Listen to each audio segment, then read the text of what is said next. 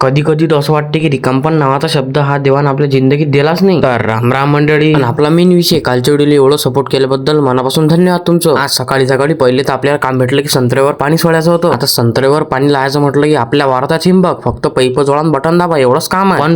पण जसं दिसते तसं नसते बरं. पण तेवढंच नाही तर एवढं टोल्या त्याच्या मागे तुम्हाला काय सांगू. आता त्यातलं सगळ्यात मोठं काम असते की सगळ्यात पहिले मोठ्या संत्र्यातले कॉक बंद करणं. तास कधी लायण्या संत्र्याच्या इकडे पाणी जाते आणि आमच्या वावरात हिरीपाशी एवढे कॉक व्हायलात की साधारण माणसाला तर लवकर समजा येणार नाही कोणचा कॉक चालू करा कोणचा बंद. आता तेवढ्यानंच का झालं का प्रत्येक झाडावरच पाहा लागते की नळी बरोबर लागेल आहे की नाही. तसा आज आहे आपल्या 90 डेज चॅलेंजचा 56वा दिवस. पण आपला अजून एक मेन विषय, जेने आपल्याला अजून बी युट्यूबवर सबस्क्राईब नसेल केलं त्याने लवकरात लवकर जाऊन करून घ्या. आपल्या हायलाइट मध्ये लिंक आहे. आता एवढ्यानंच का झाला का घरी आल्यावर माहित पडलं की आपल्या गाडीचं टायर पंक्चर व्हायला. म्हणून सगळ्यात पहिले काढली आपली स्प्लेंडर आणि तिला घेऊन आलो डायरेक्ट दवाखान्यात तिच्या आणि ठेवून केलं ऑपरेशन चालू तिचं. हे एवढं सगळं कांड करणारा हा काटा. आता हा एवढ्या सगळ्याला हा काटाच कारणीभूत आहे. चला तर मग आजच्यासाठी एवढंच, भेटू मग पुढच्या ब्लॉग मध्ये.